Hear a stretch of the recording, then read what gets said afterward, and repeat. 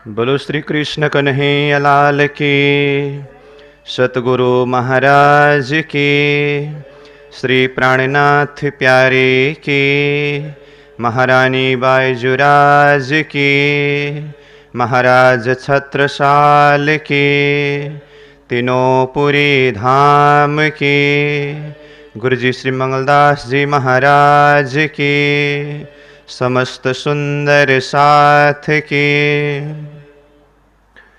महमत कहे सिंध दूसरा, शोभा स्वरूप रूहन, ये सुखकारी अति सुंदर, ये बका वतन बीच तन, ये बका वतन बीच तन। सागर दूसरा रूहों की शोभा, हक बैठे रूहें मिलाए के, खेल दिखावन काज, बड़ी भई रद बदल, रूहें बड़ी रूहन सो राज, रूहें बड़ी रूहन सो राज, हक बैठे रूहें मिलाए के। अक्षरातीत परब्रह्म परमात्मा धामधनी श्रीराज जी के असीम अनुकंपा के द्वारा श्री कृष्ण प्रणामी साधनालय श्री प्राणनाथ वाणी प्रशिक्षण केंद्र रायगढ़ के इस पावन पवित्र स्थल पर महामती स्वामी श्री प्राणीनाथ जी प्राकट्य 2020 एवं श्री कृष्ण प्रणामी साधनालय के वार्षिक महोत्सव के प्रसंग के साथ में परमधाम के 8 सागरों के भाव में 15 दिन तक संचालित अखंड पारायण एवं वाणी चर्चा के इस पावन प्रसंग में आज वाणी चर्चा के द्वितीय दिवस के इस पावन बैठक में परम पूज्य परम वंदनीय श्री कृष्ण प्रणामी साधनालय के संस्थापक श्री गुरु जी के चरणों में सभक्ति सप्रेम प्रणाम करते हुए साधनालय के सभी प्रचारक प्रचारिकाएं, साधक साधिकाएं, सद्धर्म प्राण धर्म शिरोमणि सज्जनवृंद सुंदर साह जी, आप सभी को सभक्ति सप्रेम प्रणाम करता हूं। प्रणाम। प्यारे सुंदर साह जी, अक्षरातीत परब्रह्म परमात्मा धामधनी श्रीराज जी की दिव्य वाणी अखंड वाणी महामती स्वामी श्री प्राणीनाथ जी के श्रीमुख से अवतरित यह तारतम सागर ब्रह्मवाणी को एक तरफ हम अखंड पाठ पारायण के द्वारा आनंद ले रहे हैं, परमधाम के सागरों का सुख को अनुभव कर रहे हैं, साथ में फिर वाणी चर्चा के माध्यम से भी वही परमधाम के सागरों के भाव के ऊपर चिंतन करने के लिए उपस्थित है। कल वाणी चर्चा के प्रथम बैठक में कुछ भूमिका के प्रसंगों के साथ में पहला सागर नूर का सागर, 8 सागरों में से सबसे पहला सागर जो सागर ग्रंथ में प्राणीनाथ जी ने पहला प्रकरण में ही नूर सागर का वर्णन किया, तो इसके विषय में कुछ सारांश भाव के ऊपर चिंतन किया। तो नूर सागर के संदर्भ में परमधाम के बालू के कण कण से लेकर के अक्षरातीत प्रियतम धाम धनी श्रीराज जी के हृदय तक यत्र तत्र सर्वत्र नूर ही नूर की विशेषता के विषय में हम बातें कर रहे थे। पूर्ण ब्रह्म परमात्मा धाम धनी को श्रीराज जी के नाम से हम जानते हैं, पहचानते हैं। तारतम मंत्र में उनका मूल नाम तो श्री कृष्ण जी है।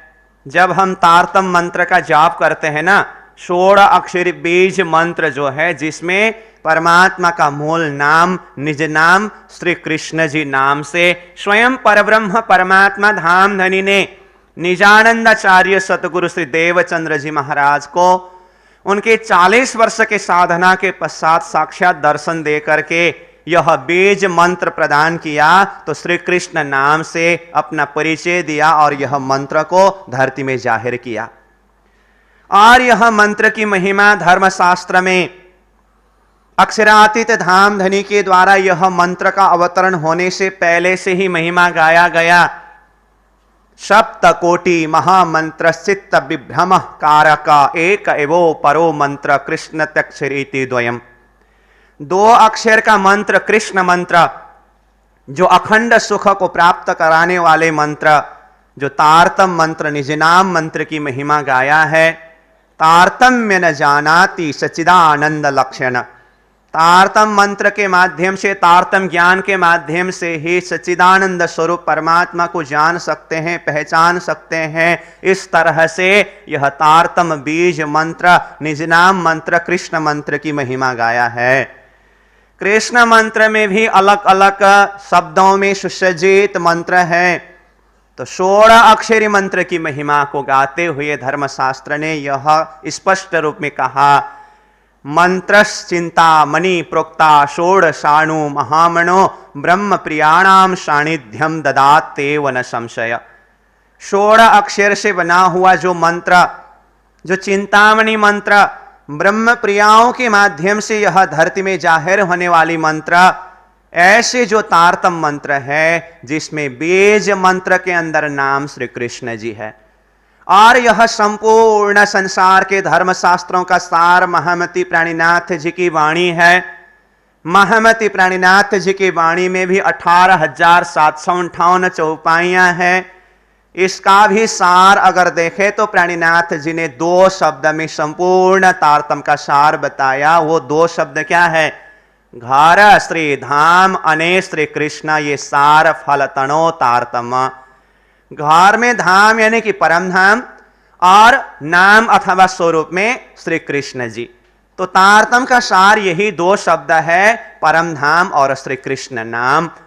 तो इस तरह से बीज मंत्र के रूप में हो अथवा वाणी में ही प्राणीनाथ जी ने घर श्री धाम अने श्री कृष्ण नाम से हो, यह तारतम का सार रूप में कृष्ण नाम की महिमा को बताया है। इसीलिए परमात्मा का मूल नाम जो है वो कृष्ण है। कृष्ण में भी वैसे अलग अलग स्वरूप श्री कृष्ण जी की है। अक्षरातीत श्री कृष्ण की महिमा को संपूर्ण धर्मशास्त्रों ने गाया है, और निज नाम में जो कृष्ण नाम आया है वो अक्षरातीत परब्रह्म परमात्मा श्री कृष्ण जी का नाम है। वाणी के अंदर प्राणीनाथ जी ने परमात्मा का बहुत सारे नाम के विषय में उल्लेख किया है, और उनमें से मुख्य नाम है कृष्ण नाम। तो ये कृष्ण नाम की महिमा है जो निज नाम मंत्र के माध्यम से जाहिर हुआ। साथ में महामती प्राणीनाथ जी ने ब्रह्म सृष्टियों की महिमा, ब्रह्म सृष्टियों की पद्धति, इसको बताते हुए कहा, श्री जुगल स्वरूप को जाप है मंत्र तारतम सोए। मंत्र रूप में तो हम तारतम मंत्र निज नाम श्री कृष्ण जी वाला मंत्र को जाप करते हैं, परंतु साथ में जुगल स्वरूप को जाप है, ये भी प्राणीनाथ जी ने कहा। तो जुगल स्वरूप कौन है? जुगल स्वरूप कहने से श्री राज जी और श्यामा जी वही जुगल स्वरूप है। राज श्यामा राज श्यामा राज श्यामा कहिए, जेहि बिद राखे राज तेहि बिद रहिए। तो राज श्यामा जी का नाम, जुगल स्वरूप का नाम, हम इसको जाप करते हैं। तो मंत्र जाप में कृष्ण नाम और जुगल स्वरूप का नाम श्री राज जी श्यामा जी का भी नाम का महिमा को गाना, ये महामती प्राणीनाथ जी ने ब्रह्म सृष्टियों की पद्धति के माध्यम से भी जाहिर किया। और वाणी के अंदर मंत्र रूप में तो श्री कृष्ण जी की नाम की महिमा को गाया, साथ में परमात्मा के बहुत सारे शब्दों के द्वारा नाम के परिचय देने के क्रम में मुख्य नाम श्री राज नाम के द्वारा भी परिचय दिया है। तो श्री राज शब्द परमात्मा का किस तरह से रहा? तो ये परमात्मा की यह नूर यानी कि प्रकाश की विशेषता से, राजते स्वयं प्रकाशते इति राजः, जिसका स्वयं अपना ही प्रकाश है, जिसके स्वरूप को प्रकाशित करने के लिए, जिसके धाम को प्रकाशित करने के लिए अन्य कोई प्रकाश की जरूरत नहीं है, क्योंकि परमात्मा स्वयं प्रकाश का स्वरूप है, नूर का स्वरूप है, दिव्य ज्योति का स्वरूप है। कल भी हम चर्चा कर रहे थे, परमात्मा परम ज्योति, परम धाम, परागति। परमात्मा ज्योति का भी परम ज्योति, नूर का भी परम नूर, प्रकाश का भी दिव्य प्रकाश का स्वरूप है। वही नूर वही प्रकाश के विशेषता से ही परमात्मा का नाम श्री राज नाम रहा है। जैसे कि कहा राजते स्वयं प्रकाशते, जिसका स्वयं अपना ही प्रकाश है उसी को राज शब्द के द्वारा बताया जाता है। और जो रहस्यमय है, जैसे श्रीमद् भागवत गीता में राज विद्या राज गुह्यम करके कहा ना, जो गुह्य बात है जिसको राज कहते हैं, तो परम धाम संसार के बीच में अब तक कभी जाहिर ही नहीं हुआ था। जैसे प्राणीनाथ जी ने कहा ना, अब यह गुज्य करूं प्रकाश ब्रह्मानंद ब्रह्म सृष्टि विलास। तो यह गोप्य रहस्यमय बात होने से परमात्मा की लीला रहस्यमय है, परमात्मा का धाम रहस्यमय है, परमात्मा का स्वरूप रहस्यमय है। इस अर्थ में ये राज विद्या राज गुह्यम, गुह्य होने से रहस्यमय होने से श्री राज जी शब्द के द्वारा परमात्मा की महिमा को गाया है। तो ये जो नूर सागर के संदर्भ में देखें तो जिसका ये नूर की विशेषता से, प्रकाश की विशेषता से नाम ही राज नाम रहा हो, तो फिर विचार करिए परम धाम के अंदर हर एक वस्तु में, कण कण में कितनी अनंत प्रकाश है, अनंत नूर है। तो परम धाम के अंदर इस नूर के विषय में वर्णन करते हुए महामती प्राणीनाथ जी यहां तक कहते हैं, नूर कहने से, प्रकाश कहने से, यहां संसार में तो सबसे उच्च दर्जा है सूर्य का प्रकाश, और रात्रि के समय में देखें तो चंद्रमा का प्रकाश।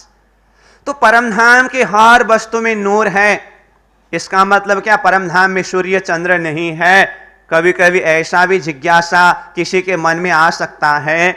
ऐसी बात नहीं है। परम धाम में हर वस्तु में नूर है, हर वस्तु में प्रकाश है कहने से वहां पर सूर्य चंद्र ही नहीं, ऐसी बात तो नहीं है। वहां सब परिपूर्ण है। परमात्मा के धाम में सब प्रकार की विशेषताएं हैं, हर प्रकार से परिपूर्ण है। इसीलिए तो कहा पूर्ण मदः पूर्णमिदं पूर्णात् पूर्णमुदच्यते पूर्णस्य पूर्णमादाय पूर्णमेवावशिष्यते। वो हर प्रकार से परिपूर्ण है, तो इसीलिए वहां सूर्य चंद्र भी है। तो फिर परम धाम के हर वस्तु में नूर है, तो फिर सूर्य चंद्र का क्या आवश्यक? तो इस संदर्भ में प्राणीनाथ जी कहते हैं, चांद सूरज धनी के हजूर सो मैं क्या कहूं ताको नूर। परम धाम में जो चंद्रमा है, परम धाम में जो सूर्य है, वो तो धनी के यानी कि श्री राज जी के हजूरी के रूप में है, सेवक के रूप में है। इसीलिए वो परम धाम की चंद्र सूर्य के प्रकाश के विषय में क्या कहो, क्योंकि कण कण में प्रकाश है, हर वस्तु में प्रकाश है, वहां किसी से किसी में कोई कमी नहीं है। और दूसरी बात यह भी हमें चिंतन करनी होगी, हर वस्तु में प्रकाश कहने से फिर कभी कभी ऐसा भी लगता है संसार में एक सूर्य का प्रकाश तो इतना गर्मी होता है, इतना मुश्किल पड़ता है। फिर परम धाम में बालू के कण में भी प्रकाश, दीवालों में भी प्रकाश, थंबों में भी प्रकाश, जमीन में भी प्रकाश, छात में भी प्रकाश, वृक्षों में भी प्रकाश, पशु पंखियों में भी प्रकाश, खूब खुशहालियों में भी प्रकाश, सखियों के, श्यामा जी के, राज्य के अंग अंग में, वस्त्र आभूषणों के नंगों में, धातुओं में, हर जगह में प्रकाश ही प्रकाश कहने से फिर वहां पर कितना ताप होगा, ऐसा भी कभी कभी मन में आ सकता है, परंतु ऐसी बात नहीं है। परम धाम के इन सारे प्रकाशों के लिए महामती प्राणीनाथ जी ने ये नूर के साथ साथ में शीतलता के विषय में भी परम धाम की विशेषता को समझाया है। जैसे कल भी हम 5 विशेषता परम धाम के विषय में बातें कर रहे थे, तो जिसमें से जिस तरह से नूर है उसी तरह से शीतलता भी है। इसीलिए वो प्रकाश होते हुए भी वो प्रकाश में शीतलता है। जिस तरह से चंद्रमा में प्रकाश है, प्रकाश होते हुए भी चंद्रमा में शीतलता भी है ना। तो परम धाम के अंदर सूर्य में भी शीतलता है। इसीलिए शीतल सत सूर्य शब्द वाणी में प्राणीनाथ जी ने प्रयोग किया है। तो इस तरह से शीतल सूर्य, शीतल प्रकाश, शीतल नूर परमधाम में यत्र तत्र सर्वत्र है। तो ये नूर ही नूर की विशेषता से नूर सागर की महिमा को महामती प्राणीनाथ जी ने सागर ग्रंथ में यह पहला सागर में चर्चा किया। तो नूर सागर के संदर्भ में हम कल भी चर्चा कर रहे थे। तो नूर सागर के पश्चात अब दूसरा सागर है नीर सागर। तो महामती प्राणीनाथ जी ने परिक्रमा ग्रंथ में वो बड़ीरांग में दक्षिण दिशा में नीर सागर की शोभा का वर्णन किया। तो नीर सागर जो रंगमहल को परिक्रमा किया हुआ सातवीं परिक्रमा बड़ीरांग के दक्षिण दिशा में है, वो लाल रंग की शोभा में सुसज्जित है। तो देखिए इस बार साधनालय में जो 8 सागरों के भाव से जो परमधाम के 8 रंगों की शोभा में सजा करके अखंड पाठ पारायण संचालन हो रहा है। तो ये वाणी चर्चा के प्रसंग में भी हमने यह प्रयास किया गया है। कल नूर सागर का वर्णन हुआ तो यह महामती मंच को नूर सागर का रंग श्वेत रंग से सजाया गया था। आज दूसरा सागर नीर सागर है, तो नीर सागर का रंग लाल रंग है। तो आज यह महामती मंच को नीर सागर का रंग लाल रंग से सजाया गया है और आगे अन्य सागरों में भी यह प्रयास किया जाएगा। जो जो सागर का वर्णन होगा और अखंड पारायण में जिस जिस रंगों के द्वारा श्री राज्य की शोभा को सजाया गया है, वाणी चर्चा के लिए भी महामती मंच को भी उसी रंगों से उसी सागर के भाव से सजाया जाएगा। तो नीर सागर का रंग है लाल रंग। तो बड़ीरांग कहने से वैसे हम कल भी चर्चा कर रहे थे, परमधाम तो वो शब्दातीत है, संख्यातीत है, भावातीत है। होते हुए भी प्राणीनाथ जी ने ब्रह्म सृष्टियों के हृदय में परमधाम को अनुभव कराने के लिए बेशुमार परमधाम को शुमार में ला करके, शब्दातीत परमधाम को शब्द में ला करके, बेशुमार को हिसाब में ला करके वर्णन किया। तो 50 करोड़ योजन लंबाई चौड़ाई क्षेत्रफल के हिसाब से परमधाम का वर्णन किया है। रंगमहल के मध्य भाग से चारों तरफ बड़ीरांग के बाहरी किनार तक में 25-25 करोड़ योजन का क्षेत्रफल है और दोनों तरफ का हिसाब मिलाने पर 50 करोड़ का योजन का हिसाब होता है।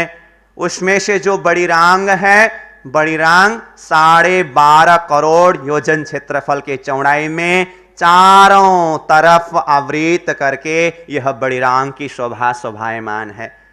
जावेरों की नहर से लेकर के बाहर बड़ीरांग तक में परमधाम 32 पहलों में सुशोभित है और यह 32 ही पहल में जो बड़ीरांग की चौड़ाई 12.5 करोड़ योजन का क्षेत्रफल है, जिसको चौड़ाई की तरफ से 3 हिस्सा किया गया।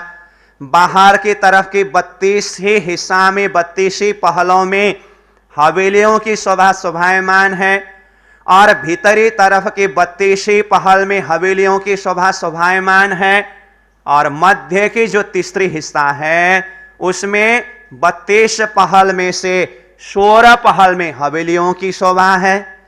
4 दिशा और 4 कोण यानी कि 8 दिशाओं में 8 सागरों की शोभा है और 8 सागरों में से प्रत्येक 2-2 सागरों के बीच बीच में एक एक जमीन के हिसाब से 8 सागरों के बीच में 8 पहल में 8 जिमी की शोभा शोभायमान है। इस तरह से मध्य का हिस्सा जो है 8 सागर 8 जिमी और 16 हवेलियों की शोभा सजने से यह 32 पहल की शोभा मध्य भाग में भी सुशोभित है।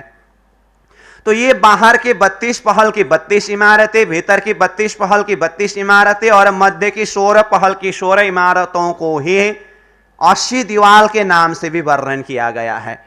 और यह 80 दीवालों के साथ साथ में बड़ीरांग में 8 सागर और 8 जिमी की शोभा है। तो 12.5 करोड़ योजन चौड़ाई के मध्य 1/3 में यह सागर की शोभा है। 8 सागर, एक सागर ने जितने एरिया को लिया है 8 सागर में वही हिसाब से वर्णन किया गया है। तो बड़ीरांग में जो नीर सागर है, सागर के चारों तरफ देखें तो वो हवेली, इमारतें, प्रासादों की शोभा शोभायमान है और उनके एक एक हवेलियों में नूर की शोभा ऐसे भरपूर है मानो कि अनंत कोटि सा सूर्य का प्रकाश उन महलों से, उन हवेलियों से, उन मंदिरों से, उन इमारतों से प्रकाशित हो रहा हो। इन सारे महलों के, हवेलियों के मध्य भाग में यह सागर की शोभा है और इस सागर के मध्य भाग में भी 12,000 की 12,000 हारे 14 करोड़ 40 लाख टापू महलों की शोभा शोभायमान है, जिन टापू महलों के ऊपर महाकोश के हिसाब से 12,000 भौम तक ऊपर गया है। परम धाम की वर्णन करते हुए प्राणीनाथ जी ने वैसे कोश शब्द को रंग महल के इर्द गिर्द का वर्णन करते समय भी कोश शब्द प्रयोग किया है। फिर उसके बाद बाहर जाकर के हाउज कौसर तालाब और इधर उत्तर की दिशा के तरफ पुखराज पर्वत, फिर उसके बाद बाहर जाकर के माणिक पहाड़, इन सारी निशानियों का वर्णन करते हुए भी कोश शब्द प्रयोग किया है। परंतु रंग महल और रंग महल के इर्द गिर्द के ये शोभा का वर्णन करते समय प्रयोग किया गया कोश, और उधर बाहर दूसरी परिक्रमा से लेकर के तीसरी चौथी परिक्रमा तक, यानी कि हौज कौसर, पुखराज पर्वत, माणिक पहाड़ के तरफ जो कोश का वर्णन किया है, शब्द तो वही है परंतु ये बड़ी कोश के हिसाब से है। इससे भी फिर छोटी रांग बड़ी रांग की तरफ चले जाएं तो महाकोश के हिसाब से वर्णन किया गया है। वैसे तो माणिक पहाड़ का वर्णन करते हुए भी प्राणीनाथ जी ने माणिक पहाड़ के हवेलियों का 12,000 भौम ऊंचाई का वर्णन किया है, और बड़ी रांग के अंदर जो इमारतें हैं, प्रासादें हैं, हवेलियां हैं और टापू महल है, इन सब का वर्णन करते हुए भी 12,000 भौम शब्द ही प्रयोग किया है। परंतु ये जो बड़ी रांग की जितने भी हवेलियों की शोभा है, ये महाकोश के हिसाब से होने से माणिक पहाड़ के 12,000 भौम की दर्जा में बड़ी रांग की हवेलियों के टापू महलों की 12,000 कई गुना ज्यादा विस्तार वाला, इस तरह से हमें भावनात्मक हिसाब से समझना होगा। तो इन सागरों के बीच में टापू महलों की शोभा का भी प्राणीनाथ जी ने वर्णन किया।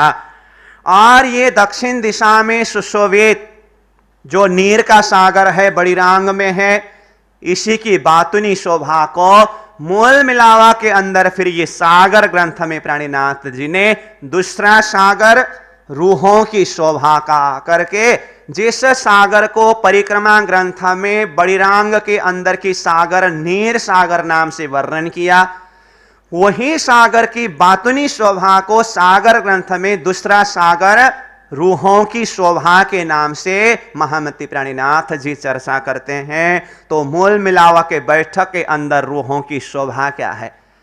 शोभा शब्द सुनते ही, शोभा शब्द हम उच्चारण करते ही, यह कितनी महिमावान शब्द है। देखिए, कभी कभी हम मंदिरों के वार्षिक अथवा विभिन्न उत्सव, विभिन्न कार्यक्रम में शोभा यात्रा निकालते हैं ना। श्रीराज जी महाराज को रथ के ऊपर सजाते हैं और सुंदर सात बिल्कुल कभी कलश लेकर के, कभी श्रीराज जी को ही अपने सिर में पधरा करके विभिन्न शोभा में जो यात्रा निकलती है तो उसे शोभा यात्रा कहते हैं। बिल्कुल हार कतार में मिल करके, और सुंदर सात की जो श्रृंगार है, जो ड्रेस है, वो भी एक ही प्रकार का हो, और चलते समय भी एक लाइन में, एक हार कतार में और एक ही भजन की धुन में झूमते हुए, आनंद लेते हुए जब चलते हैं, उसे शोभा यात्रा कहते हैं। यात्रा तो हम जीवन भर करते रहते हैं। जन्म से कुछ महीने तक हम चल नहीं सकते हैं, कुछ महीने के बाद हम जब चलना शुरू करते हैं, जीवन भर चलते ही रहते हैं और मृत्यु पर्यंत चलते ही रहते हैं। परंतु उस जीवन के चलना को, हर चलना को शोभा यात्रा नहीं कहते हैं। जब परमात्मा की नाम की महिमा को गाते हुए, परमात्मा के स्वरूप को साथ में सजाते हुए, भजनों के साथ में परमात्मा को स्मरण करते हुए बिल्कुल एक भाव से हम चलते हैं, तो उसे शोभा यात्रा कहते हैं। कभी कभी तो लोग उसको जुलूस शब्द भी प्रयोग करते हैं, परंतु जुलूस शब्द का अब अर्थ अपने अपने भाव से समझने की बात होती है, परंतु वो विशेष करके शोभा यात्रा शब्द होता है। तो कितनी सुंदर लगते हैं वो देखने से, और जितने भी व्यस्त लोग रास्ता में चल रहे होते हैं, फिर भी ऐसी सुंदर शोभा यात्रा को देखते हुए तो वो भी थोड़ी समय रुक करके, गाड़ी रुक करके वो देखते हैं, दर्शन करते हैं, और कभी कभी भजनों के आनंद में तो वो स्वयं भी वहां पर उपस्थित होकर के नाचने लगते हैं। ये शोभा ही तो जीवन का उत्सव है। तो महामती प्राणीनाथ जी ने यह दूसरे सागर जो है सखियों की शोभा का वर्णन किया। तो ये मूल मिलावा के बैठक के अंदर की शोभा है। तो नीर सागर का बातुनी भाव यह शोभा का सागर है। तो प्राणीनाथ जी ने यहां कहा, हाका बैठे रूहें मिलाए के, खेल दिखाओ न काजा, बड़ी भई रद बदला, रूहें बड़ी रूहन सो राज। तो इस तरह से धामधनी प्रियतम श्रीराज जी महाराज ने हम आत्माओं को परम धाम की इशक और श्रीराज जी की पातशाही को समझाने के लिए जब यह खेल दिखाने की बात को दिल में लिया, तो श्रीराज जी महाराज ने हमें यह खेल दिखाने के लिए परमधाम के अंदर ही, जो आज तक हमें कुछ शुद्धि नहीं था, अक्षर ब्रह्म को हम आत्माओं ने देखा। जैसे ही अक्षर ब्रह्म को हम आत्माओं ने आज के दिन प्रथम प्रहर के अंतिम घड़ी में परमधाम के तीसरी भौम में निरत लीला चलते हुए बीच में अक्षर ब्रह्म को देखा, तो सखियों ने जिस तरह से अक्षर को देखा उसी तरह से अक्षर ब्रह्म ने भी सखियों को देखा। तो अब एक आपस में एक दूसरे के विषय में जानने की जिज्ञासा प्रकट हुई। वैसे ये जिज्ञासा प्रकट कराने वाले कौन है? स्वयं प्रियतम धामधनी श्रीराज जी महाराज है। वाणी में प्राणीनाथ जी कहते हैं, ये उपजाए हमारे धनी, सो तो बातें है अति घनी। अक्षर के विषय में जानने की इच्छा उत्पन्न होना और उनके खेल के विषय में जब हमने बातें सुनी, तो फिर अक्षर के खेल देखने के विषय में हमारे मन के अंदर, हमारे हृदय के अंदर यह विचार प्रकट होना, यह सारे के सारे विचारों को प्रकट कराने वाले स्वयं श्रीराज जी महाराज है, हमारे प्रियतम धनी है। ये उपजाए हमारे धनी, सो तो बातें है अति घनी। तो जब श्रीराज जी महाराज ने इस तरह से खेल दिखाने के लिए एक माध्यम बनाया, अक्षर और हम सखियों के बीच में एक आपस में देखना हुआ, तो इससे पहले हमारी स्थिति कैसी थी? परमधाम के अंदर वो सच्चिदानंदमय प्रेममय आनंद में रमते हुए झूमते हुए हम आत्माओं को न तो श्रीराज जी की पातशाही के विषय में खबर था, न तो हमारे जो प्रेम है, इश्क है, उसके विषय में ही खबर था। क्यों ऐसा? क्योंकि इसके विपरीत वस्तु को हमने कभी देखा नहीं था। ऐसे स्थिति में हम बिल्कुल ही बेशुद्ध अवस्था में थे। तो प्राणीनाथ जी ने परमधाम के अंदर हम आत्माओं की स्थिति के विषय में वाणी के द्वारा चर्चा किया है। रूहें बेनियाज थी, बेच बक्का 12,000, जाने न आप अर्श की साहिबियां अपार।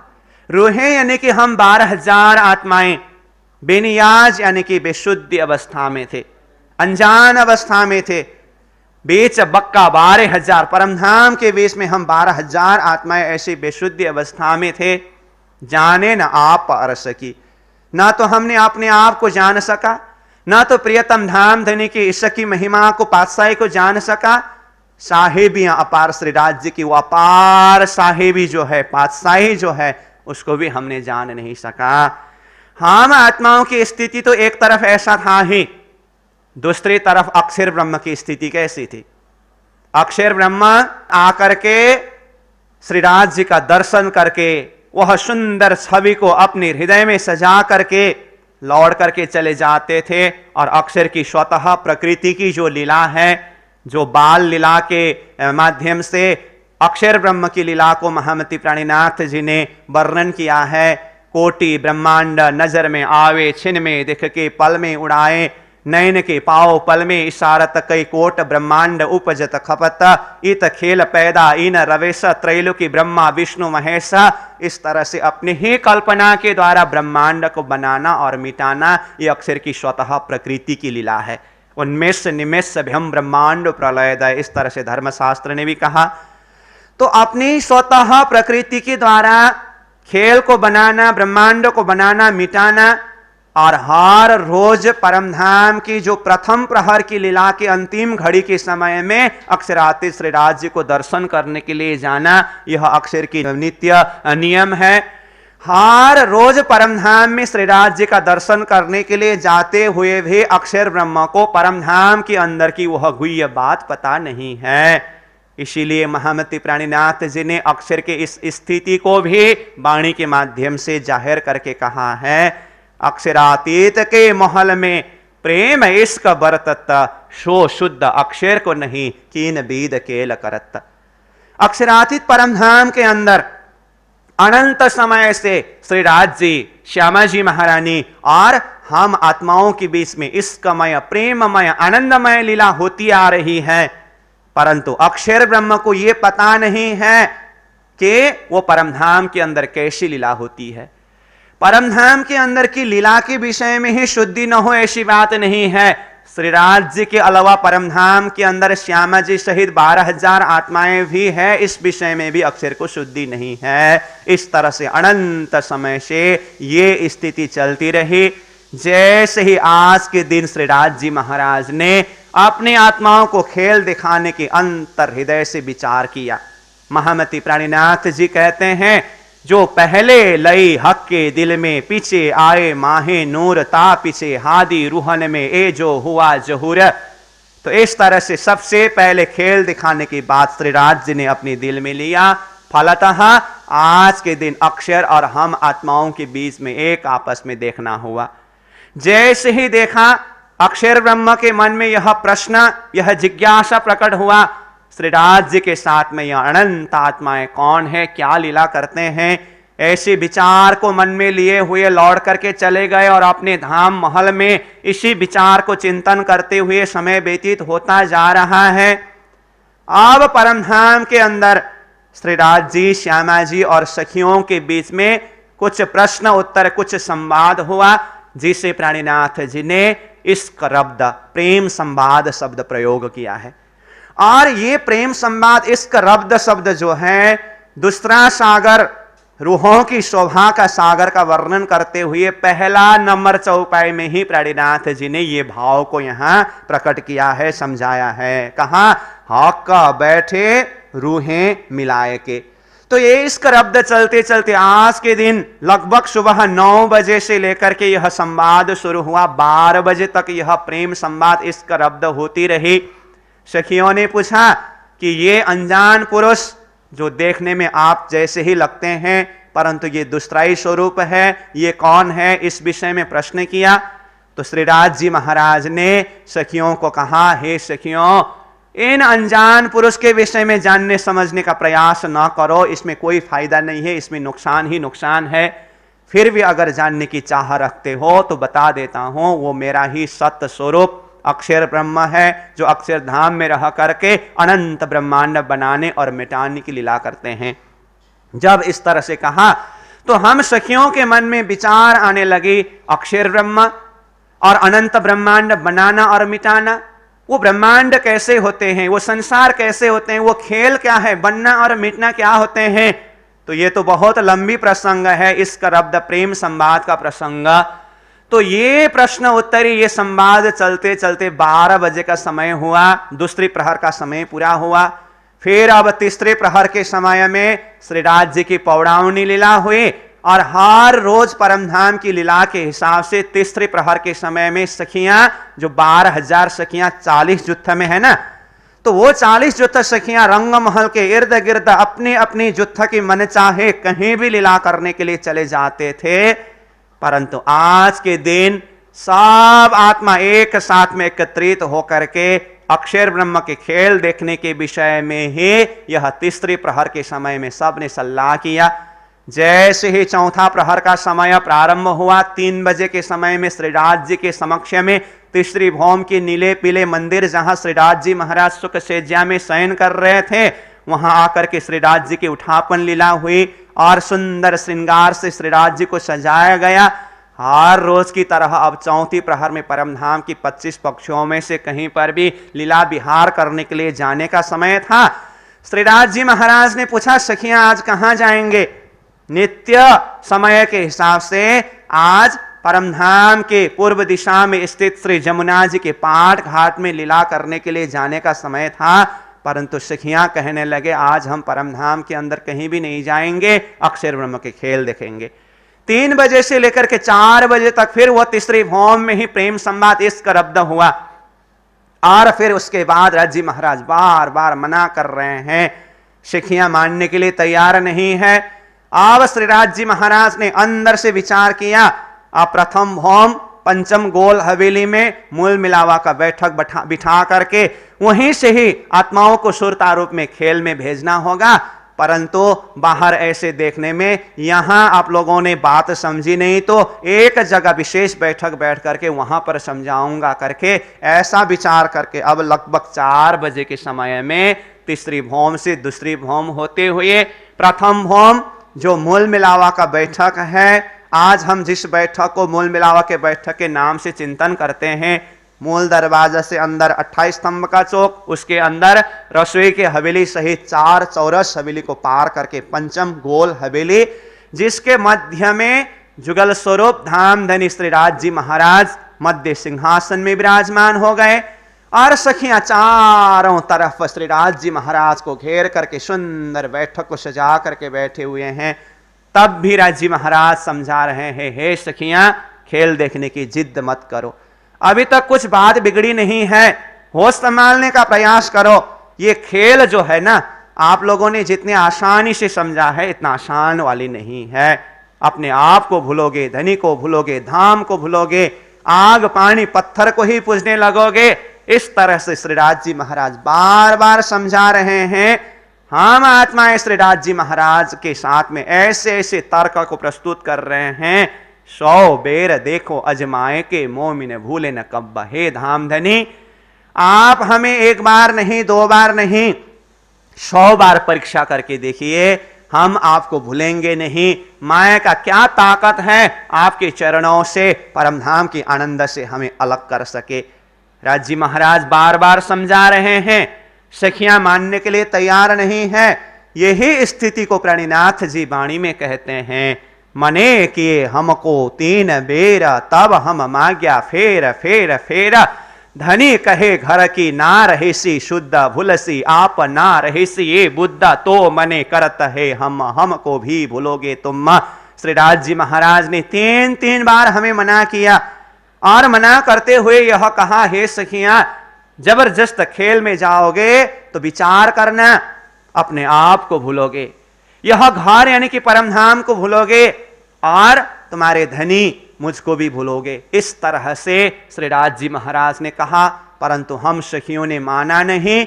समय व्यतीत होता गया, ठीक 4:30 बजे का समय हुआ।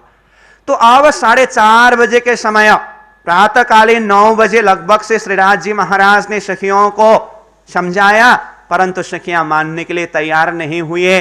तैयार हो भी कैसे, ये तो समझाने की तो बाहर का श्री राज जी का एक तरीका है, परंतु अंदर से श्री राज जी महाराज ने ही दिल में ये सारी विचारों को प्रकट कराया है। अब सखियों को खेल में भेजने की पूरी तैयारी हो गई। सखियां भी पूरी तरह से संवाद करते हुए खेल देखने के लिए पूरी तरह से तैयार हो गए। अब ये सुंदर स्थिति जो है, मध्य सिंहासन में श्री राज जी महाराज विराजमान है और सखियां 3 हार कतार में वहां पर सुंदर बैठक को सजा करके बैठे हुए हैं। जैसे हम कल भी बता रहे थे, मूल मिलावा के बैठक जो 64 थंब चबूतरा के ऊपर है, जिसके बीच में कठड़ों की शोभा है, गलीचा सुंदर ढंग से बिछे हुए हैं, गलीचा में 4 रंग हैं, मध्य में जो जरद रंग है उसके ऊपर हजारों पांखड़ी से युक्त पुष्प कमल के ऊपर कंचन रंग का सिंहासन है। तो सिंहासन के ऊपर जुगल स्वरूप श्री राज जी एवं श्यामा जी महारानी विराजमान हो गए।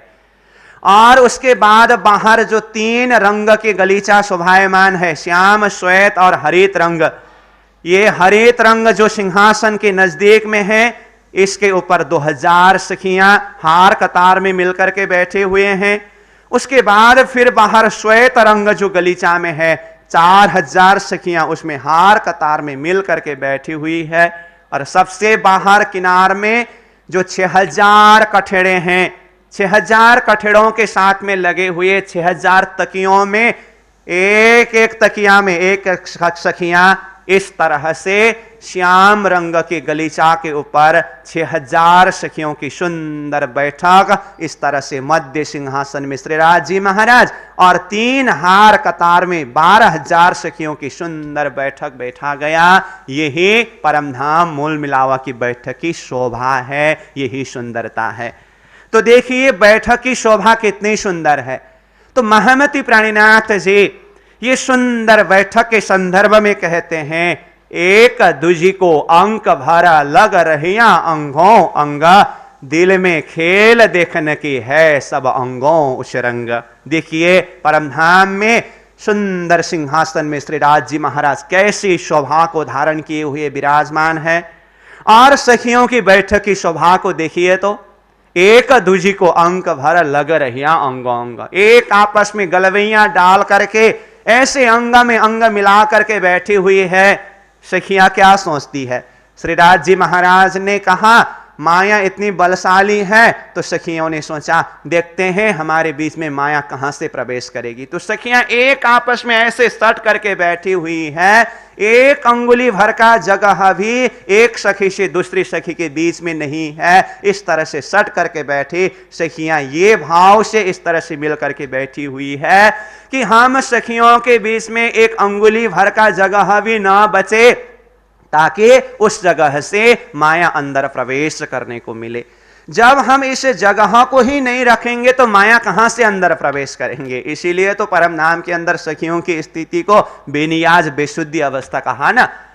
तो इस तरह से एक दूजी को अंक भर लग रही अंगों अंग, अंग में अंग लग करके बैठे हुए हैं। और इस तरह से बैठ करके दिल के अंदर हृदय के अंदर भाव क्या है, विचार क्या है, कहा दिल में खेल देखने की है सब अंगों उस रंग। हृदय के अंदर खेल देखने के लिए अंग अंग में एक उल्लासित भाव है, उछरंग है, खुशी है। अंततो गत्वा जब श्रीराज जी महाराज ने तुम लोगों को मैं खेल दिखाऊंगा दिखाऊंगा दिखाऊंगा करके खेल दिखाने का निर्णय लिया ना, तब तो सखियों के हृदय के अंदर तो और इतनी खुशी है, इतनी उछरंग है। जो खेल हमने देखने के लिए श्रीराज जी महाराज से प्रार्थना किया, मांग किया, श्रीराज जी महाराज अब हमें वो खेल दिखाएंगे। इस तरह से सखियां मोल मिलावा के बैठक में एकदम से सुंदर शोभा को सजाए हुए बैठे हुए हैं। तो ये बैठक की शोभा को ही शोभा का सागर के रूप में प्राणीनाथ जी ने वर्णन किया। और यही बैठक के संदर्भ में यहां पहले चौपाई में ही हम बता रहे हैं।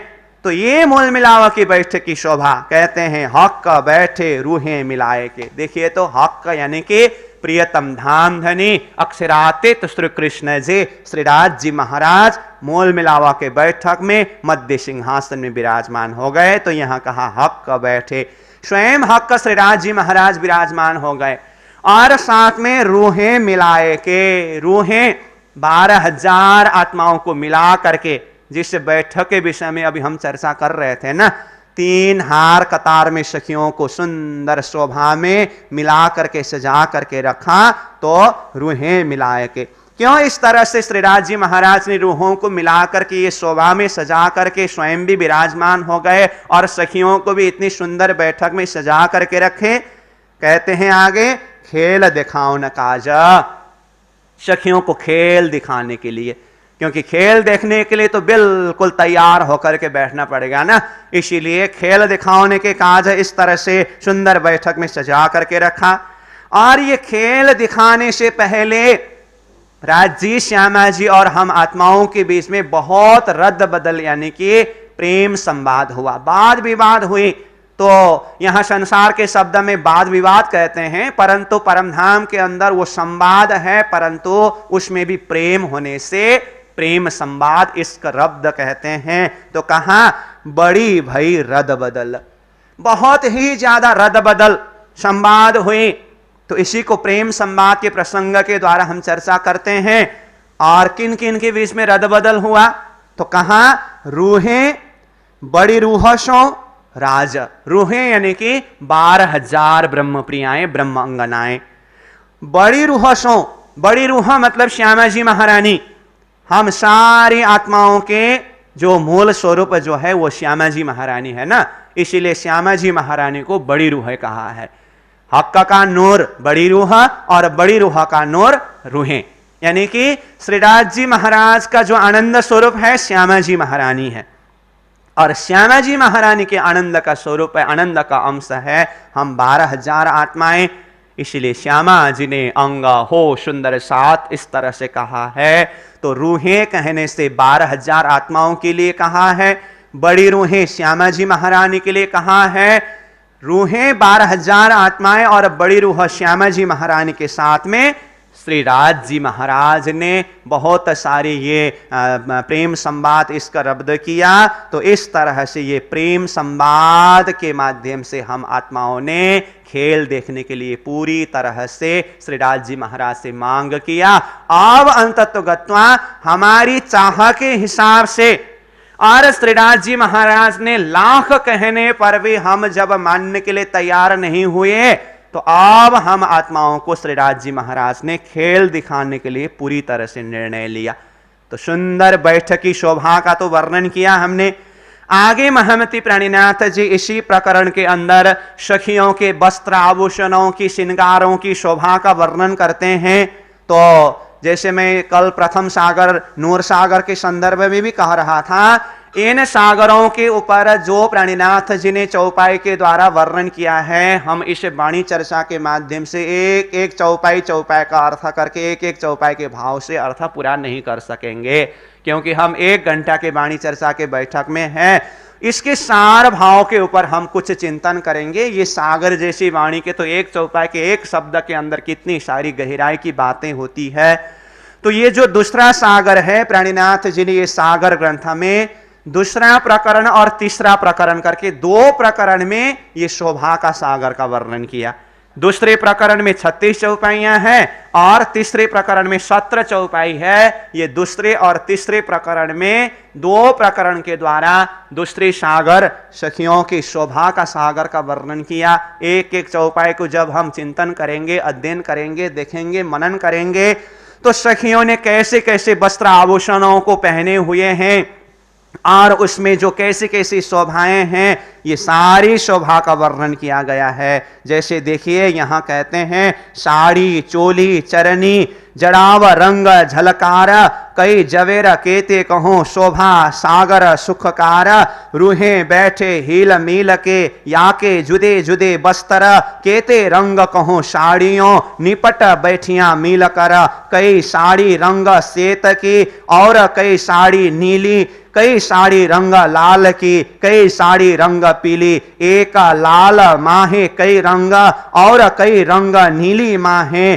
कई रंग पीली कई श्वेत में, कई रंग क्यों कहूं जुआएं। इस तरह से सखियों की जो साड़ी है, साड़ी के अनंत रंगों के वर्णन किया है और साथ साथ में सर्वांग श्रृंगार वस्त्र आभूषण, ये तो वस्त्र आभूषणों की श्रृंगार है और सखियों के एक एक अंगों की शोभा है और सखियों के हृदय के अंदर की शोभा है। ये तो सखियों की श्रृंगार और उनकी शोभा की बात है। स्वयं श्यामा जी महारानी की श्रृंगार की शोभा भी तो है और श्रीदास जी महाराज की श्रृंगार की शोभा भी तो है। सब मिला करके एक शब्द में शोभा शब्द प्रयोग किया गया है ना, तो इसको हम कितने शब्दों से वर्णन करें। ये तो शब्दातीत है, भावातीत है, फिर भी उसके कुछ झलक को अनुभव करने के लिए इन चौपाइयों के माध्यम से प्राणीनाथ जी ने दर्शन कराया है। तो इस तरह जब सुंदर बैठक में सज करके हम एक आपस में गलबैयां डाल करके दिल में खेल देखने की तीव्र इच्छा लेकर के बैठे, अब श्रीदास जी महाराज ने सर्वप्रथम हमें ये संपूर्ण खेल के विषय के वृतांत को परमधाम के उस मूल मिलावा के बैठक में ही सुनाया। अब अक्षर ब्रह्म के द्वारा किस तरह से सृष्टि विस्तार किया जाएगा और सृष्टि के अंदर आत्माओं को किस तरह से अवतरण कराया जाएगा, ब्रजमंडल की लीला, रासमंडल की लीला, फिर तीसरे ब्रह्मांड जागनी के ब्रह्मांड की लीला, और राजी महाराज ने आत्माओं को यहां तक कहा, हे आत्माओं, तुम लोग संसार में जाकर के ये परमधाम की शुद्धि बुद्धि को भूल करके आग पानी पत्थर को ही पूज करके बैठोगे ना, उस समय में मैं स्वयं हादी बन करके, सदगुरु बन करके, तारतम ज्ञान लेकर के तुम आत्माओं को जागृत कराने के लिए खेल के बीच में आऊंगा, और खेल के बीच में आकर के मैं कई प्रकार से जगाने का प्रयास करूंगा। सदगुरु स्वरूप में मैं आऊंगा तो तारतम के माध्यम से जगाने के लिए कभी मैं हंसते हुए, कभी रोते हुए, कभी खींचते डांटते हुए हर प्रकार से समझाऊंगा। मेरी बातों को सुनकर के कुछ समय तो तुम लोग भी रोगे, परंतु माया इतनी बलशाली है, होश में आने नहीं देंगे। तो धामधनी ने परम धाम में ही आत्माओं को किस तरह से समझाया, जिस भाव को वाणी के माध्यम से प्राणीनाथ जी ने कहा, हादी मीठे सुकन हक के कहेगा तुम्हें रोए रोए, तुम भी सुन सुन रोए से पर हो समय न आवे कोए। मैं हादी बनकर के सदगुरु बनकर के आऊंगा, और तुम लोग जब आग पानी पत्थर को ही पूजते रहोगे तो अपनी शाश्वत स्वरूप का पहचान करने के लिए, परम धाम का पहचान करने के लिए, अपने धनी को पहचान करने के लिए, अपने आप को आत्मा स्वरूप में पहचान कराने के लिए तारतम के माध्यम से मैं बहुत ही विनम्रता के शब्दों के माध्यम से रो रो करके समझाऊंगा। तुम लोग भी सुन करके कुछ समय के लिए तो रोगे, परंतु होश में ना आवे कोई, होश में आने नहीं देंगे। माया इतनी बलशाली है। इस तरह से बहुत सारी बातें समझाएं। ये सृष्टि के अंदर महामती प्राणीनाथ जी महाराज के आज्ञा के द्वारा स्वामी श्री लालदास जी ने वितक ग्रंथ को लिख करके तैयार किया। श्री कृष्ण प्रणामी धर्म सिद्धांत में बैराट, चरचनी, वितक और वाणी, यह 4 विषय वस्तु है। इसमें से वित्त का विषय भी बहुत महत्वपूर्ण विषय है। ये वाणी 18,758 चौपाइयां हैं, तो इसके अंदर लगभग 6,000 चौपाई वित्तक संबंधी है। तो लालदास जी महाराज ने जो वित्तक को लिख करके तैयार किया, तो उसके अंदर एक चौपाई के अंदर भी एक चरण में ही संपूर्ण सृष्टि की वृत्तांत को दर्शाया। दूसरा प्रकरण जो महाकारण का प्रसंग में ही लालदास जी महाराज कहते हैं, यहां खेल देखन के इच्छा उपजाई दोए, अक्षर और सय्यन को आदि अनादि फल कहूं सोए। ये पूरा चौपाई है। इसके अंदर सार भाव है। चौथा चरण जो है, आदि अनादि फल कहूं सोए, इसके अंदर सारी खेल की वृत्तांत है। आदि मतलब शुरुआत, तो खेल का शुरू कहां से हुआ? परमधाम की तीसरी भौम से। क्योंकि आज हमने परमधाम की तीसरी भौम से अक्षर ब्रह्म को देखा, आज कहने से परमधाम के हिसाब से है ये, और वहीं से इसका रब्द प्रारंभ हुआ। तो उसी के चलते हम परमधाम की मूल मिलावा के बैठक में आकर के बैठे, और वहां से हमारी सुरता को श्रीराज जी महाराज के हुक्म के द्वारा ब्रजमंडल में अवतरण कराया गया। 11 वर्ष 52 दिन ब्रजलीला होने के पश्चात फिर रासलीला हुई। उसके बाद फिर तीसरे ब्रह्मांड जागनिकी ब्रह्मांड, जागनिकी ब्रह्मांड में सदगुरु महाराज की लीला, महामती प्राणीनाथ जी की लीला और ब्रह्मात्माओं की जागरण की लीला, सारे सृष्टि को भी अखंड सुख प्रदान करने की ये सारी लीला पूरी होने के पश्चात ये खेल कब खत्म होगी? सब सैयों को भेली जगाओ, पीछे अक्षर को भी उठाओ। हम 12,000 आत्माएं जब एक साथ में परमधाम के मूल मिलाव में परात्मा स्वरूप में जागृत होंगे, क्योंकि हम संसार में एक साथ में आए हैं, तो परमधाम में परात्मा स्वरूप में उठते समय भी एक ही साथ में उठेंगे। कई लोग ये भी कहते हैं परमधाम की ब्रह्म सृष्टियां खेल देख करके लौट चुके हैं, परंतु महामती प्राणीनाथ जी ने वाणी में कहा है, पौड़सी भेले जागसी भेले, यानी कि ये संसार में हम आत्माएं एक साथ में आए हैं और परात्मा स्वरूप में भी एक साथ में जागृत होंगे। इसीलिए निजानंदाचार्य सदगुरु श्री देवचंद्र जी महाराज को दर्शन देने वाला स्वरूप देवचंद्र जी के हृदय को ही अरस बना करके वहां पर विराजमान हो गए। तुम्हारे अंदर आकार में आए के बैठे हम, श्री देवचंद्र जी को दर्श दियो जो है पूर्ण रूप, तारतम को तत्व कहो हृदय बैठे स्वरूप। वो दर्शन देने वाले अक्षरातीत के आवेश स्वरूप है ना देवचंद्र जी के हृदय। कहो तो सुंदरबाई सखी के हृदय कहे या श्यामा जी के हृदय कहे, देवचंद्र जी के अंदर ही सुंदरबाई सखी श्यामा जी स्वरूप है, तो उनके हृदय को अरस बना करके विराजमान हो गए। अरस यानी कि परमधाम। और निजानंदाचार्य सतगुरु श्री देवचंद्र जी महाराज जो साक्षात धाम धनी स्वरूप है। इंद्रावती आत्मा कहते हैं सदगुरु महाराज के लिए, धनी मेरा प्रभु विश्व का प्रगट्या परवान। तो ऐसे साक्षात धाम धनी स्वरूप सदगुरु महाराज जब विक्रम संवत 1712 के समय में पंचभौतिक शरीर को विश्राम दिया तो उनके आवेश शक्ति कौन से परम धाम गए? प्रवेश्य प्राप्तम प्रिय प्राणनाथम, इंद्रावती आत्मा के हृदय धाम को ही परम धाम बना करके विराजमान हो गए। इंद्रावती आत्मा के अंदर वो अक्षरातीत की आवेश शक्ति होने से वो प्राणों के नाथ प्राणनाथ नाम से जाने गए। अब अक्षरातीत की आवेश शक्ति महामती प्राणीनाथ जी की ये लीला चलते चलते अंतिम में जब प्राणीनाथ जी ने अपने पंचभौतिक स्वरूप को विश्राम दिया तो उन्होंने फिर अपने आवेश शक्ति को कहां अरस बना करके विराजमान हो गए। अब हुक्मे द्वार खोलिया लिया अपने हाथ हुक्म, दिल मोमिन के आय के अरस कर बैठे खसम। मोमिन यानी कि ब्रह्म सृष्टि के हृदय को ही परम धाम बना करके अरस बना करके खसम परमात्मा धाम धनी स्वरूप विराजमान हो गए। तो ये सारी लीला जागनी के ब्रह्मांड के अंदर की लीला है। और ब्रह्म सृष्टि की पूरी तरह से जागनी होने के बाद हम 12,000 आत्माएं अक्षरातीत धाम धनी के साथ में परम धाम मूल मिलाव में जाएंगे और परात्मा स्वरूप में जब उठेंगे तो परात्मा स्वरूप में हम आत्माएं जिस समय में उठेंगे उसी समय में अक्षरधाम से आए हुए 24,000 सुरतावी अक्षर ब्रह्म के धाम में जाकर के अपने मूल स्वरूप में मिलेंगे।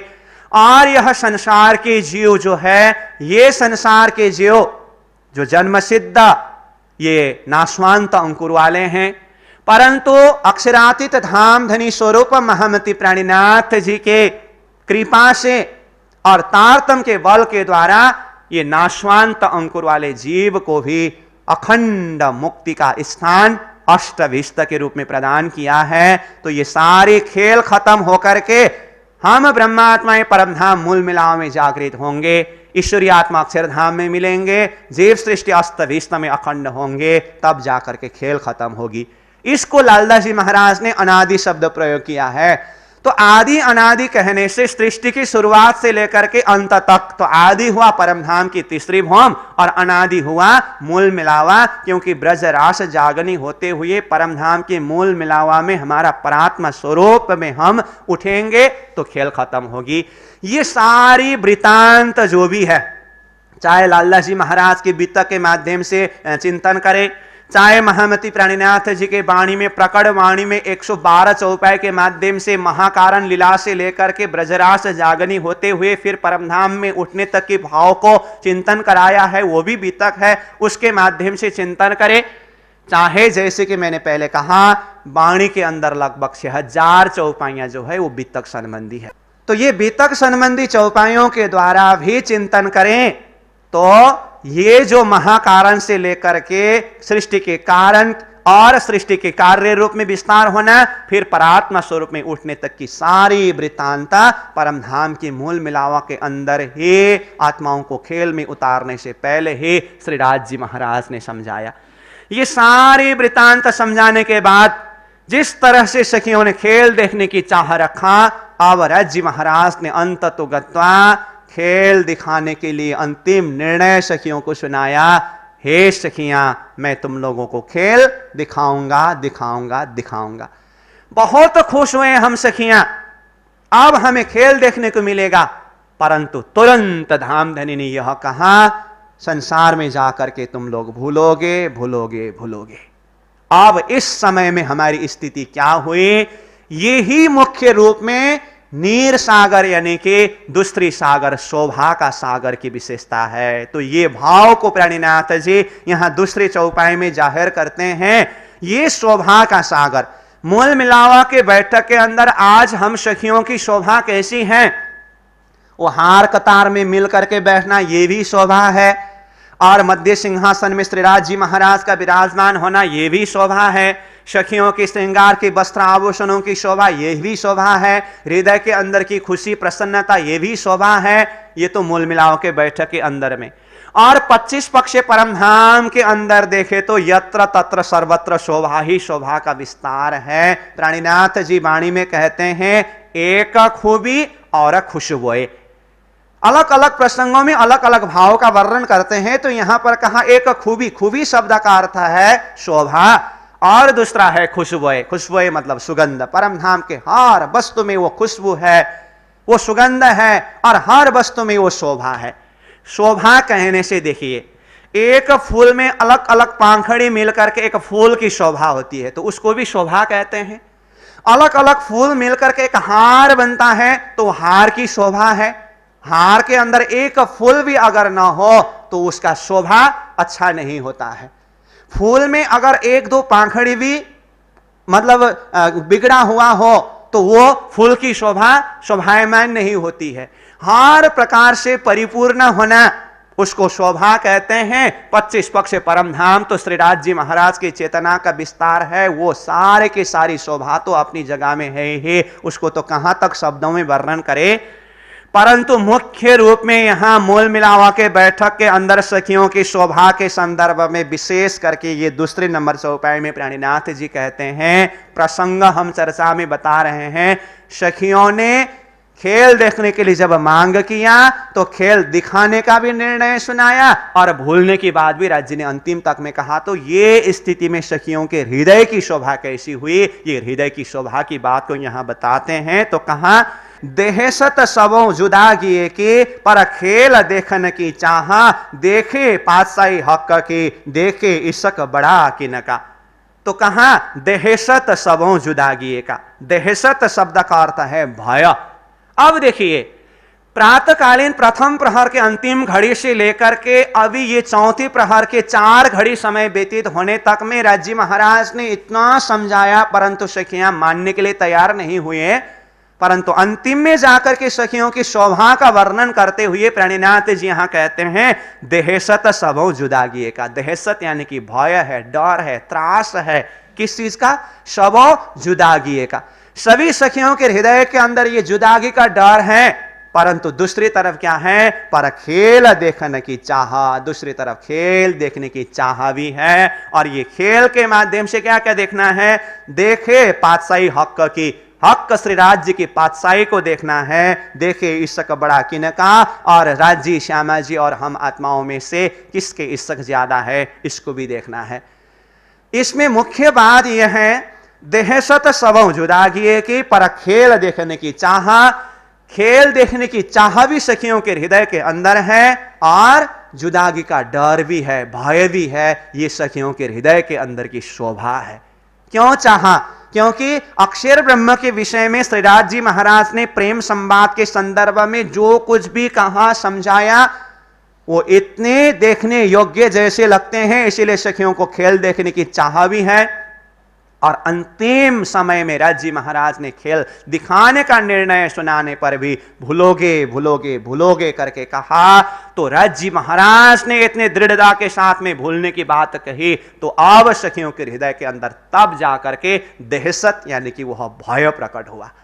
तो ये सखियों के अंदर की शोभा की बात है, ये हृदय की शोभा है। इसीलिए ये शोभा का सागर, नीर सागर का रंग लाल रंग है। तो खेल देखने की चाह खुशी भी है और परम धाम को भूलने का एक डर भी है। उस समय में जो सखियों की चेहरा में एक लालिमा, एक लाल लाल सी शोभा ऐसी दिखाई दिया, तो ये लाल रंग जो नीर सागर की शोभा है। और परम धाम के अंदर ये खेल का प्रतीक नीर सागर को माना जाता है। जैसे हम परिक्रमा ग्रंथ के अंतिम प्रकरण में प्राणीनाथ जी ने रंग परिवर्तन के यानी कि सागरों की बातुनी रहस्यों के विषय में खुलासा किया है, तो ये नीर सागर जो है खेल का प्रतीक है। वैसे परम धाम के अंदर खेल तो नहीं है, परंतु अब ये 8 सागरों के भाव से खेल को चिंतन करने के लिए नीर सागर एक खेल का प्रतीक है। तो ये जो शोभा का सागर, सखियों के हृदय की शोभा, परम धाम को भूलने का डर है और ये खेल देखने की चाह भी है, ये शोभा के विषय में यहां पर वर्णन करते हैं। तो ये मूल मिलावा के बैठक के हृदय की शोभा है। अब श्रीराज जी महाराज ने खेल दिखाने के लिए तैयार हुए और मूल मिलावा के बैठक में हमारी शोभा ये है। तो जैसे ही हम संसार में खेल में आए और खेल में आने के बाद अब धामधनी ने हमें कृपा करके किस तरह से ये खेल से फिर सुरता को परमधाम की तरफ लौटा रहे हैं, इस भाव को तीसरे प्रकरण में ये दूसरा सागर को ही ढाल दूसरा इसी सागर का करके निरंतर उसी का वर्णन किया है। तो इसमें कहते हैं लेहरी सुख सागर की लेसी रूह अरस याके स्वरूप या को देखसी जो है अरस परस। परात्मा स्वरूप वाले आत्मा यहां सुरता रूप में संसार में आकर के खेल देख रही है। तारतम के माध्यम से आत्मा जागृत होने पर या के स्वरूप या को देखसी।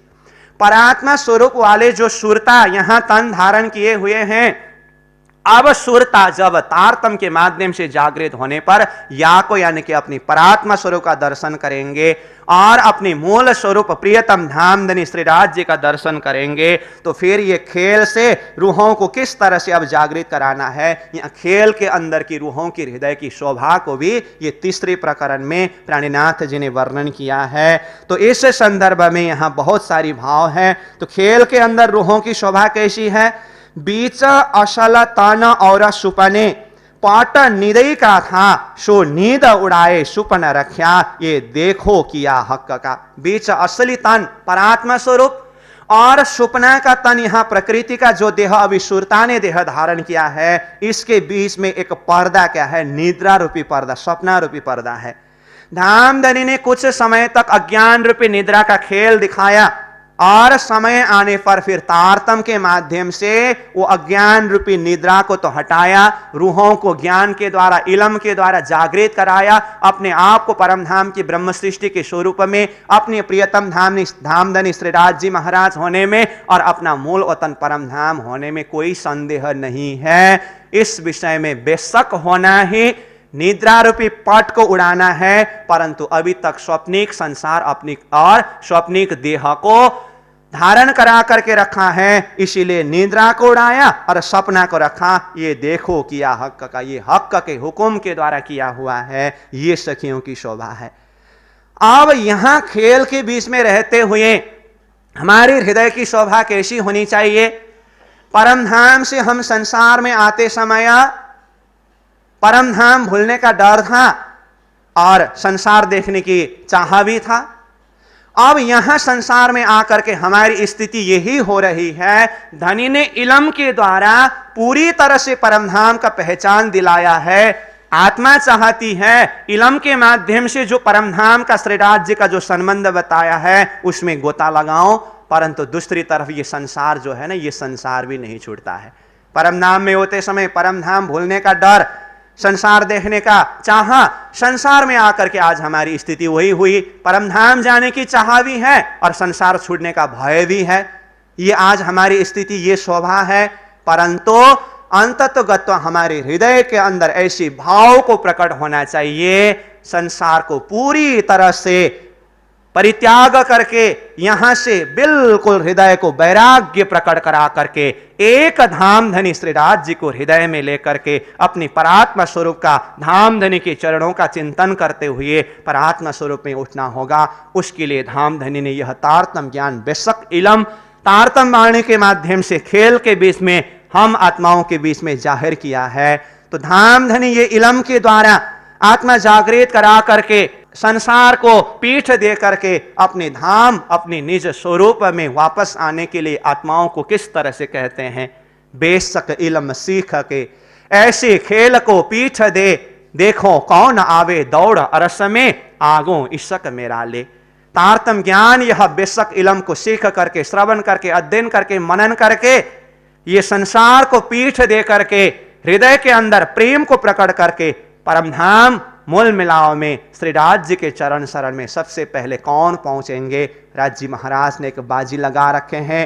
राज्य महाराज ने इलम के माध्यम से ये संसार झूठा है कहने में ज्ञान के द्वारा कोई कमी नहीं रखा और परम धाम ही सत्य है, श्री राज्य ही सत्य है, धामधनी के साथ का संबंध ही सत्य है करके कहने में कोई कमी नहीं रखा है। धनी जी वाणी में कहते हैं, 14 लोक में झूठा बिस्तरियो तामे, सांचे किए एक तुम्मा, नाचते खेलते हंसते चलिए, आनंद में बुलाया खसम। ये सारा 14 लोक ब्रह्मांड झूठा का विस्तार है और एक सच्चा है परम धाम, एक सच्चा है परमात्मा का स्वरूप और परमात्मा के नाम और आत्मा स्वरूप सत्य है। अब ये सत संबंध स्थापित होने के बाद जैसे प्राणिनाथ जी ने कहा, संबंध मूल को मैं तो पाओ पल छोड़ न जाए, अब छल बल मोहे कहा करे, मोह आदे थे दियो उड़ाए। ये मूल संबंध तय होने के बाद, निश्चित होने के बाद हंसते नाचते खेलते चलिए, हंसते हुए नाचते हुए खेलते हुए परम धाम में चलना है, क्योंकि श्री राज जी महाराज ने हमें वो परम धाम आनंदमय धाम में बुला रहे हैं। तो हम ये जागनिक ब्रह्मांड से तारतम के द्वारा हृदय को बेशक करके, हृदय में प्रेम को प्रकट करके पुनः श्री राज्य के चरण शरण में अपने आप को परात्मा स्वरूप के द्वारा उपस्थित करा सके, ये हमारी मूल शोभा है। तो इस तरह से प्राणीनाथ जी ने ये दूसरी प्रकरण और तीसरी प्रकरण के अंदर ये दूसरा सागर, शोभा का सागर का वर्णन किया। तो आज का वाणी चर्चा का समय भी पूरा हो चुका है, तो चौपाई दोहराते हुए अब मैं वाणी चर्चा के प्रसंगों को विश्राम दूंगा और कल फिर तीसरे सागर, एक दिल्ली के सागर के ऊपर हम चिंतन करेंगे। इन्हीं शब्दों के साथ चौपाई को दोहराते हुए वाणी चर्चा को विश्राम देंगे। बोलो श्री सतगुरु महाराज के, श्री प्राणनाथ प्यारे के। महमत कहे मेहरा हक की, रूहों आवे एक नजर, तो तब ही रात में टके, जाहिर करे फजर, जाहिर करे फजर। बोलो श्री सतगुरु महाराज के, श्री प्राणनाथ प्यारे के प्रणाम।